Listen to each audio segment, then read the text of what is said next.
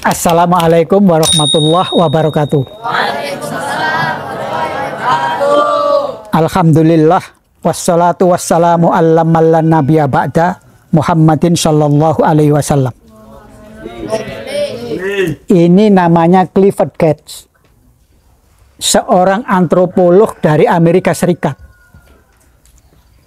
Clifford Geertz ini melakukan penelitian di sebuah daerah yang disebut Mojokuto.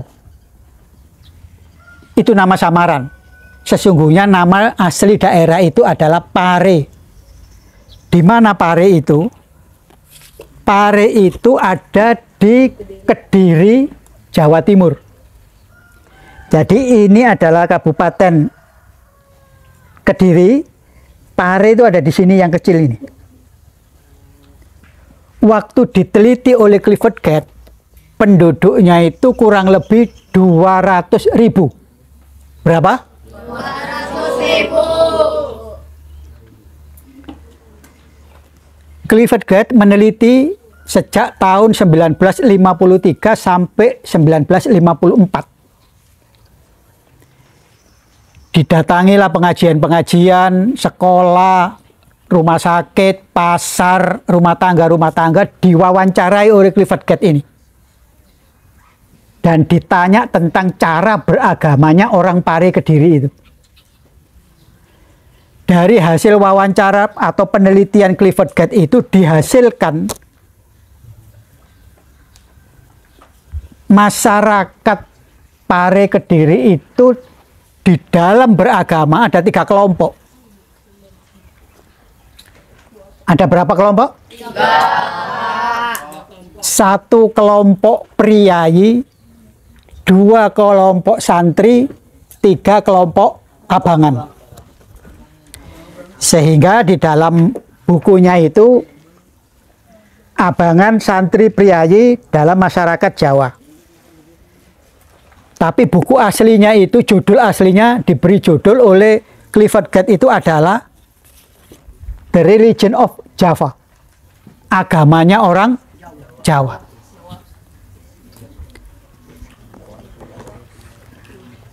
Dari penelitian Clifford Geertz itu, orang Jawa di Pare Kediri, Jawa Timur itu cara beragamanya itu ada 3, yaitu kelompok priayi. Kelompok priayi itu kalau sekarang kira-kira PNS lah, pejabat lah. Lurah, camat, pegawai negeri, itu kelompok priayi. Ini fotonya siapa? Ibu Kartini.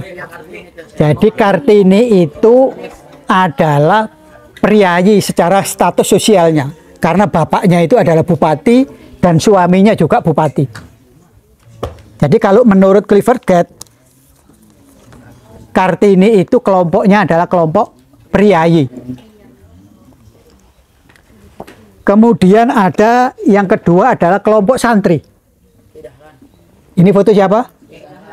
Kiai Dahlan dan Hasyim Asy'ari. Ini adalah kelompok santri. Dan yang ketiga adalah kelompok abangan. Disebut abangan itu karena orang yang santri itu disebut putih. Ya karena biasanya jubahnya putih, serbannya putih, sehingga disebut kelompok putihan. Tapi yang bukan kelompok santri disebut kelompok abangan. Kalau menurut Clifford Geertz, ketiga kelompok ini dibagi sesuai dengan apa? Sesuai dengan pekerjaannya dan sesuai dengan strata sosialnya serta cara melaksanakan agama. Jadi menurut Clifford Geertz, kelompok abangan itu pekerjaannya adalah apa? Petani. Ya, ini kelompok abangan itu ini petani. Kelompok abangan petani. Kelompok santri itu pekerjaannya apa? Pedagang. Ini kelompok santri nih, kayak kamu kan ngaji. Kalau kamu dulu begini pakai kamu itu, ya kan? Yang ketiga, priayi itu pekerjaannya apa? Birokrat. Ya itu tadi, PNS, pejabat itu termasuk kelompok birokrat. Jadi menurut Clifford Geertz, kaum abangan itu pekerjaannya petani, kaum santri itu pekerjaannya pedagang, kaum priayi itu pekerjaannya birokrat. Itu dari segi pekerjaan. Kalau dilihat dari segi upacara, tata cara melaksanakan agama, kelompok abangan ini ritualnya tak kental. Jadi ya kadang sholat, kadang enggak, kadang puasa, kadang enggak. Dan ciri yang paling utama itu apa? Selamatan. Ya, makanya di sini kan gambarnya selamatan. Jadi kaum abangan itu tidak begitu rajin melaksanakan ritual agama, tapi dia itu rajin di dalam melaksanakan ritual selamatan. Misalnya, orang melahirkan selamatan. Nanti turun tanah selamatan. Orang melakukan pernikahan selamatan. Sampai orang meninggal selamatan. Itu ciri-ciri kelompok abangan menurut Clifford Geertz.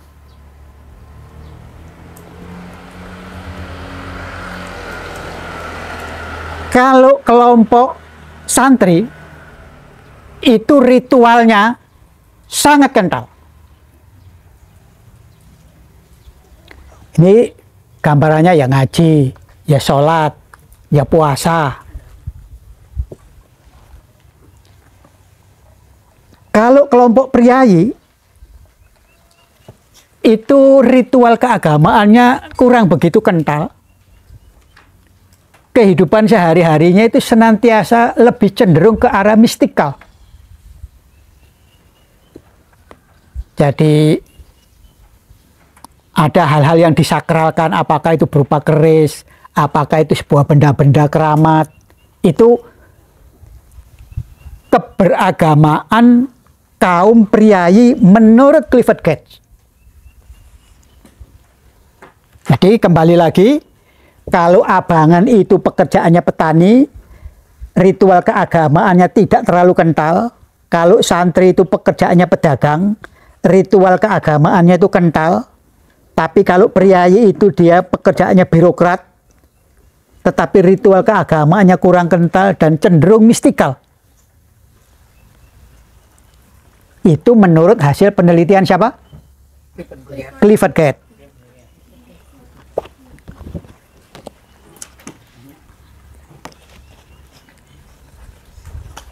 Mari sekarang kita bahas satu persatu dari kriteria yang disebutkan oleh Clifford Geertz tadi.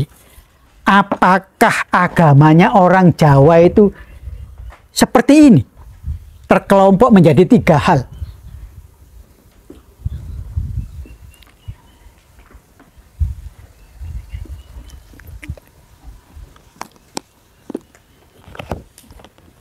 Mungkin secara satu-satu bisa begini.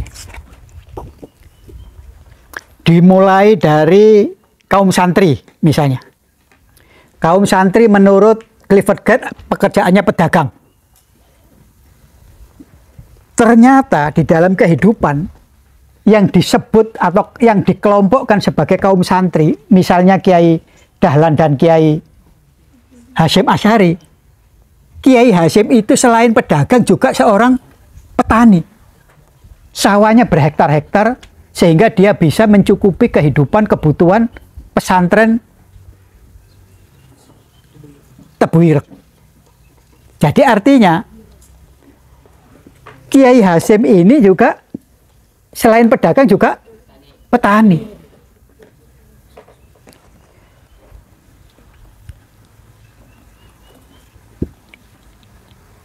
Padahal kalau menurut kelompok yang dikelompokkan oleh Clifford Geertz, yang petani itu pekerjaannya siapa? Abangan. Tapi padahal di sini kaum santri, dalam hal ini Kiai Hasyim Asy'ari, petani juga. Jadi ilmu itu tidak selamanya 100% benar. Jadi ada fenomena-fenomena yang di dalam masyarakat bisa kita tunjukkan tidak sesuai dengan yang dilihat oleh Clifford Geertz. Nah, sekarang yang lebih banyak data lagi adalah priayi. Kaum priayi, kalau menurut Clifford Geertz, adalah birokrat. Benar, memang secara pekerjaan adalah birokrat, PNS kalau sekarang. Tetapi secara keagamaan, kalau menurut Clifford Geertz itu, ritualnya kurang begitu rajin, tapi cenderung mistikal. Mari kita lihat contoh dari Kartini. Kalau dilihat dari tipologi atau kelompok yang dikelompokkan oleh Clifford Geertz ini, Kartini masuk kelompok apa? Priayi. Kalau kelompok priayi, keagamaannya apa? Mistikal. Kurang begitu kental di dalam ritualnya. Mari kita lihat Kartini ini.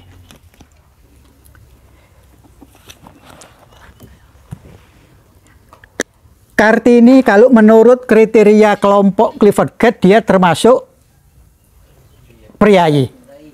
Priayi itu menurut Clifford Geertz keagamaannya kurang kental ritualnya, cenderung mistikal. Mari kita lihat. Jadi bahkan ada orang yang mengatakan Kartini itu priayi mistikal abangan. Jadi priayi itu biasanya dihadap-hadapkan antara priayi itu dengan kaum abangan. Jadi kalau priayi itu berkeseniannya halus, misalnya tari-tarian yang ada di keraton itu kan sangat lembut dan halus. Tapi kalau jatuh kepada kelompok abangan itu kasar. Misalnya kuda lumping. Jadi Clifford Geertz itu mempertentangkan priayi dengan abangan itu seperti itu. Hasil berkeseniannya seorang birokrat itu lembut, apik gitu. Ya, tari-tarian di keraton itu kan cenderungnya sangat lembut gitu. Tapi begitu orang kaum abangan itu keseniannya cenderung kasar. Misalnya kuda lumping, kayak begitu. Kembali lagi secara keagamaannya mistikal. Nah, kita lihat. Apa benar Kartini itu mistikal seperti itu? Birokrat iya, karena dia turunan ningrat. Itu tidak bisa ditawar karena itu hadiah Tuhan. Kita ini lahir di dunia kan tidak bisa milih kan? Kalau saya disuruh milih itu mungkin jadi anaknya Nabi Sulaiman misalnya kan gitu. Tapi kan karena kita tidak bisa milih, ya udah kita terima takdir. Itulah birokrat yang diterima oleh Kartini. Tetapi secara pemahaman keagamaan, Kartini itu tidak mistikal dan tidak abangan. Dia sangat muslimah sekali. Saya ulangi lagi, kalau pakai kriteria Clifford Geertz, karena Kartini ini adalah birokrat priayi, maka pasti agama, kehidupan keberagamaannya mistikal dan tidak kental di dalam ritual. Tetapi mari kita buktikan, walaupun Kartini itu seorang priayi, tetapi keberagamaannya itu sangat kental dan sangat muslimah. Dari mana itu buktinya? Kita lihat surat-surat Kartini yang ditujukan kepada teman-temannya di negeri Belanda. Ada surat Kartini yang bertanggal 6 November tahun 1899. Surat Kartini 6 November 1899 itu ditujukan kepada temannya yang namanya Sehandelar. Dia menulis begini. Sesungguhnya panjang tapi saya ambil yang pendek saja. Tentang ajaran Islam tidak dapat saya ceritakan Stella. Jadi panggilan temannya itu Stella. Agama Islam melarang pemeluknya untuk mempercakapkannya dengan pemeluk agama lain.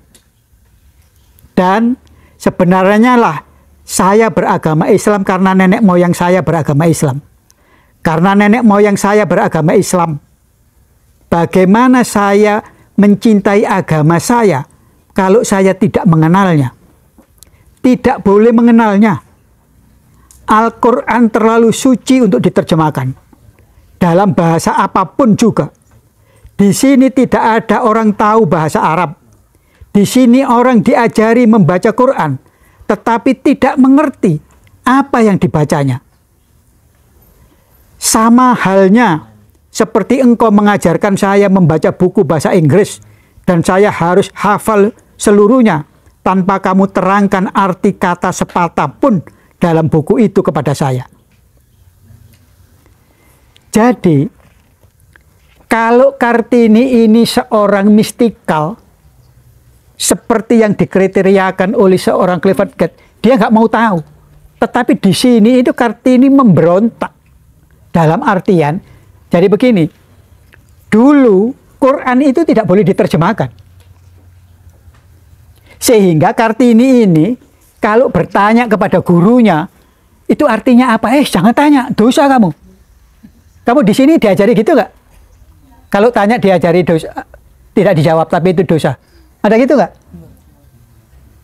Jadi kalau ada pengajar yang mengatakan, oh jangan tanya, itu berdosa, kamu harus kejar untuk menjawab. Ya, kenapa? Ibu Kartini yang lahir atau hidup tahun 1800, dia protes, kenapa Quran tidak diterjemahkan? Sehingga saya tidak ngerti. Itu kan sama saja saya membaca buku bahasa Inggris, karena Stella ini kan orang Belanda, ngirimi buku bahasa Inggris, tapi kalau tidak diterjemahkan artinya, bagaimana saya ngerti? Quran pun begitu. Jadi zaman itu setiap ditanya, jangan tanya-tanya, dosa kamu. Udah, pahami aja. Itu zaman Kartini hidup seperti itu. Tapi Kartini terus nulis surat itu protes. Nah, tidak mungkin Kartini itu seorang yang mistikal seperti yang dikriteriakan oleh Clifford Gate. Buktinya dia itu sangat peduli kan. Kalau dia seperti Clifford Gate yang mistikal, oh ya Quran itu mistik ya. Quran itu mempunyai karomah, nggak usah diterjemahkan, sudah mendapat pahala. Pasti Kartini nurut kan. Tapi karena kemuslimahannya itu begitu kuat, dia bertanya, nggak bisa, harus diterjemahkan ini Quran. Itu menunjukkan apa? Kartini seorang muslimah sejati yang ingin tahu arti dan makna kitab sucinya. Itu satu. Yang kedua, dia juga menulis surat.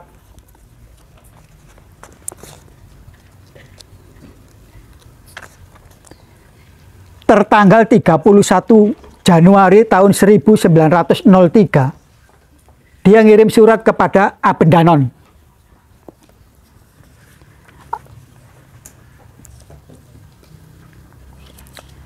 Dia protes. Jadi zaman dulu itu persaingan agama itu begitu kuat.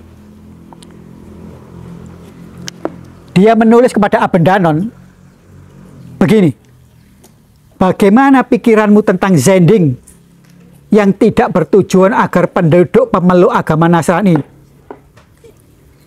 yang menjauhkan semua agama, tetapi atas dasar cinta kasih semata berbuat baik kepada rakyat di Pulau Jawa. Mengapa usaha seperti di Mojowarno? Mojowarno itu dekat Mojokerto, Jawa Timur, dekat Pari Kediri juga.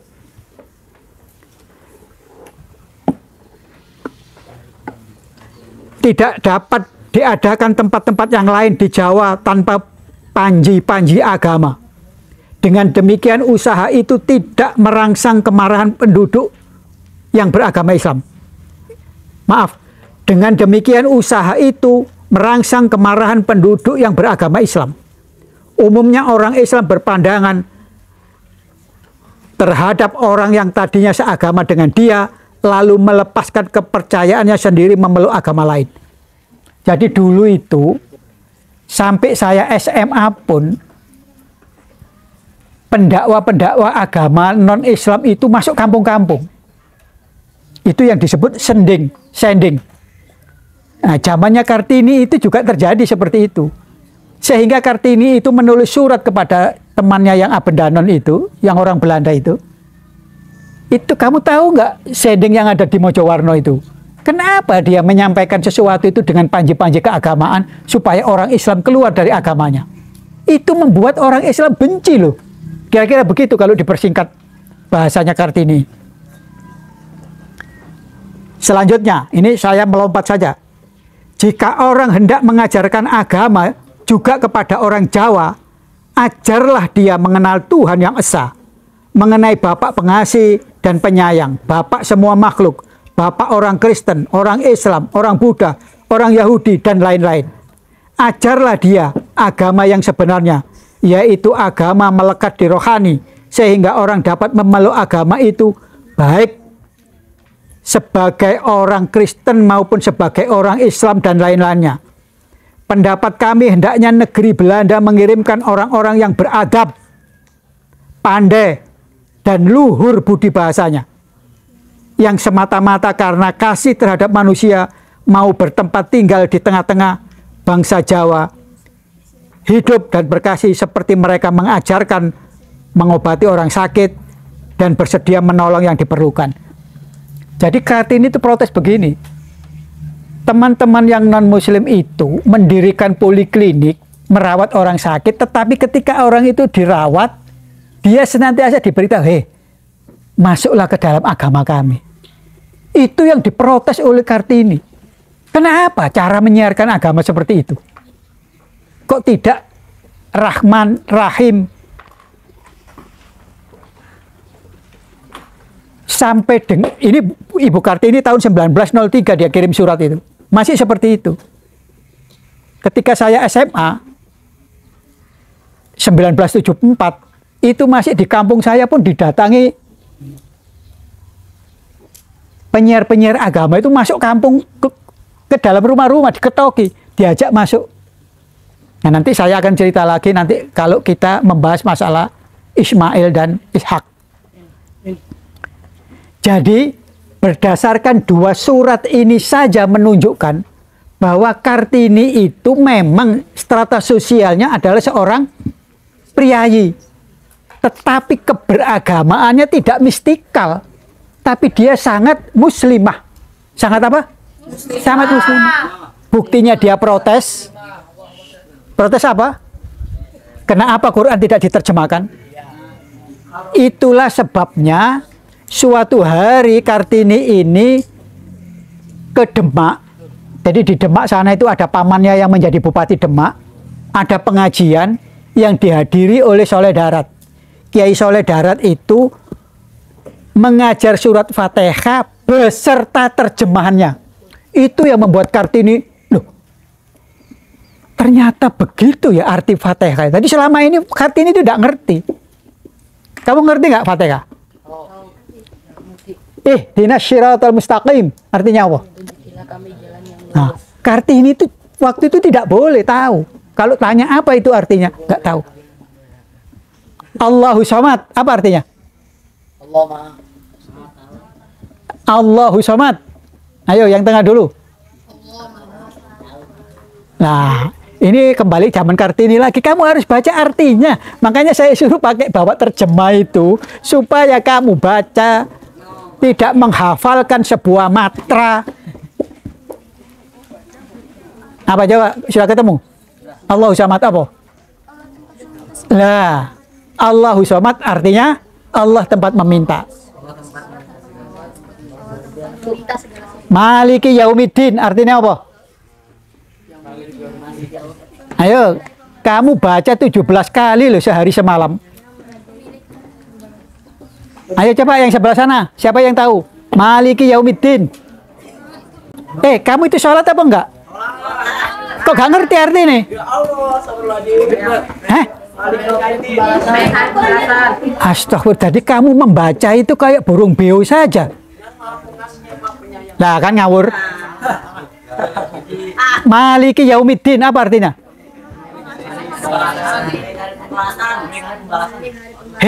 Ingat ya. Kalaulah kamu belum hafal semuanya, Fatihah kamu hafalin artinya. supaya ketika kamu sholat itu serius. Sholat itu kan omong-omongan, komunikasi kan. Terus kamu tidak ngerti apa yang kamu omongkan itu, terus bagaimana kamu itu sholat? Hei! Masya Allah.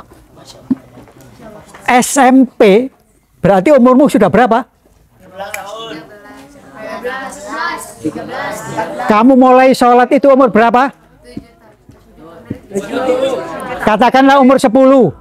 Ya. Jadi sudah berapa tahun kamu sholat? Udah 16, udah 6 tahun. Katakanlah umur 10, sekarang umur 14 atau 13, 3 tahun. 3 tahun, ya, 1 hari 17 kali. Masa gak tahu isi maknanya Al-Fatihah? Serius ya. Setelah hari ini Fatihah harus kamu pahami maknanya. Ibu Kartini saja tanya. Masa kamu yang di sini sudah angop saja begitu? La ilaha illallah. Ini serius ini. Jangan sampai saya nanti di akhirat ditanya, tahu kayak begini kok diam saja. Mana ustadz-ustadznya itu?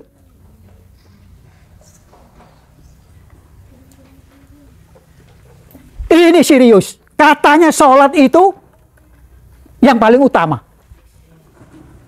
Tapi faktanya tidak.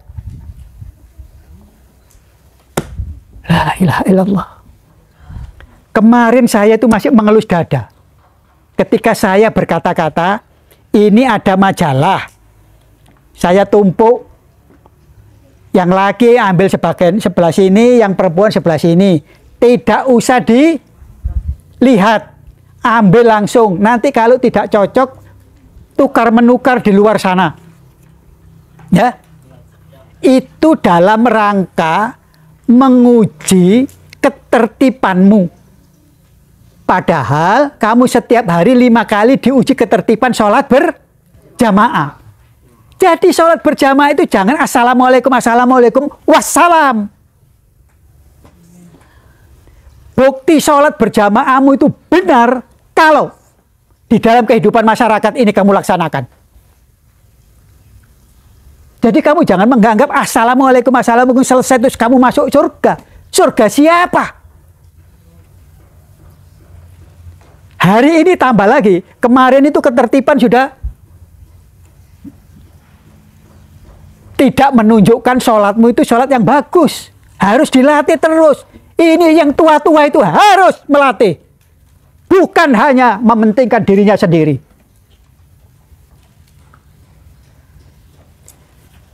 La ilaha illallah.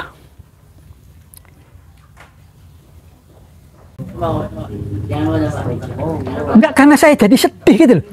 Ini serius nasibmu itu. Ajaran agama ini kan banyak. Rukun Islam itu kan 5. Ini baru 1 saja. 1 pun baru Fatihah. Kalau tidak ada yang bicara keras seperti ini, siapa yang mau memperdulikan kamu semuanya?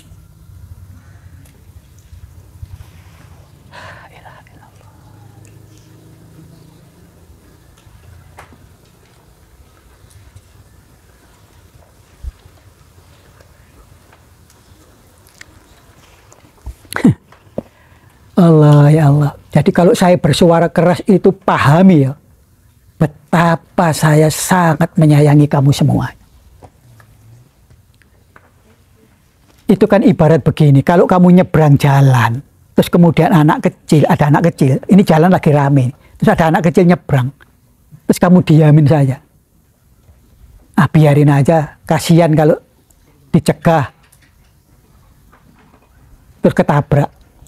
Dengan kamu, jangan. Ya, kamu pilih yang mana? Yang pertama apa yang kedua? Nah. Tapi ketika ngomong jangan, itu kan kamu harus bersuara keras kan? Daripada kamu diam, biarin aja ya. Gaduh, ketabrak. Ini kira-kira seperti itu. La ilaha illallah. Jadi tolong ya, saya akhiri di situ dulu aja. Tolong Fatihah dibaca maknanya supaya ketika kamu komunikasi setiap sholat itu paham yang kamu ucapkan. Bismillahirrahmanirrahim. Ya Allah yang maha pengasih lagi penyayang. Ar-Rahmanirrahim. Allah yang maha pemurah lagi penyayang. Maliki yaum, dan seterusnya.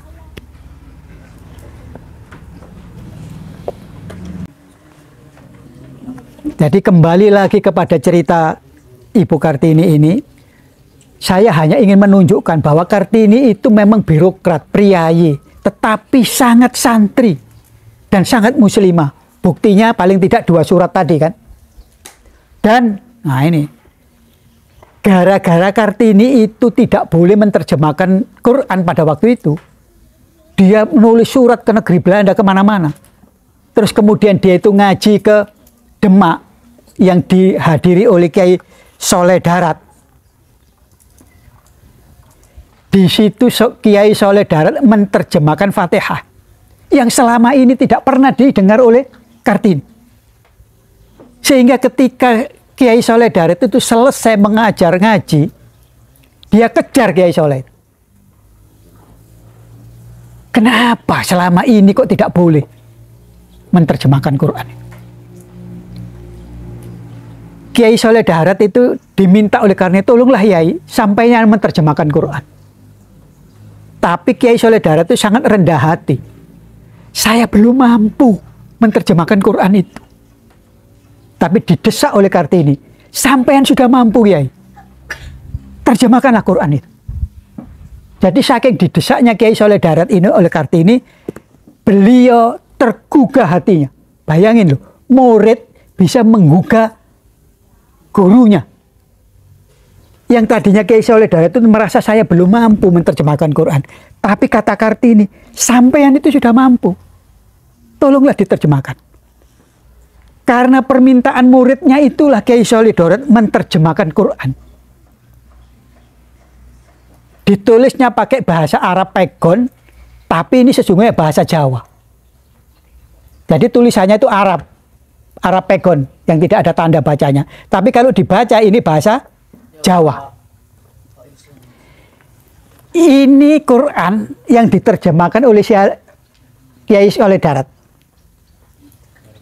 yang diberi judul Faidul Ar-Rahman, limpahan kasih sayang Allah.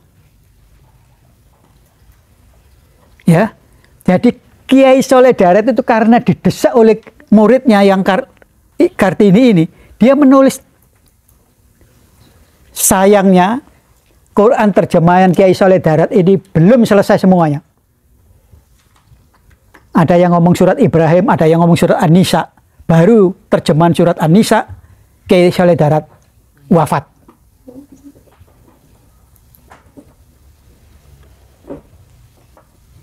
Saya tidak seperti Kiai Soleh Darat. Tapi paling tidak kalau saya dipanggil Allah, dalam waktu tidak terlalu lama saya sudah menyampaikan kepadamu, tolong pahami surat Fatihah.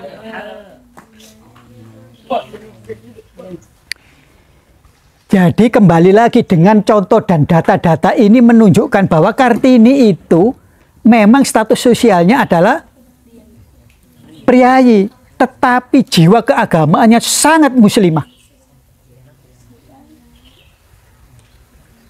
Jadi kalau ada orang ngomong Kartini itu Islam abangan, buktinya di dalam surat-suratnya itu ada yang dia tidak suka dengan Al-Quran. Itu bacanya belum semuanya itu, sebagian besar.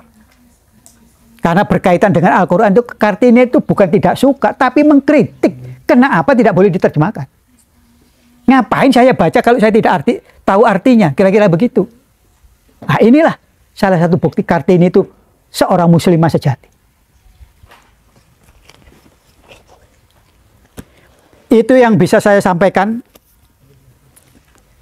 Jadi apa yang ditulis oleh Clifford Gate, ilmu itu, nah kembali lagi, di dalam Islam itu kan tidak ada sistem kependetaan. Yang ada itu sistem apa? Keilmuan. Ulama, alim, orang yang tahu ilmu. Jadi kalau ada orang nulis teori tertentu, maka kamu harus membuat teori yang lain kalau menganggap teori itu kurang pas. Tetapi kita bersyukur ada seorang Clifford Gate. Kalau tidak ada Clifford Gate, kita juga lolak-lolok saja. Wong sudah ada terjemahannya aja kita nggak baca gitu kan. Apalagi meneliti selama setahun. Dia orang Amerika tapi tinggal di desa di Pare Kediri, Jawa Timur. Itulah jiwa seorang ilmuwan. Mestinya itu ada pada kaum muslimin yang cinta ilmu.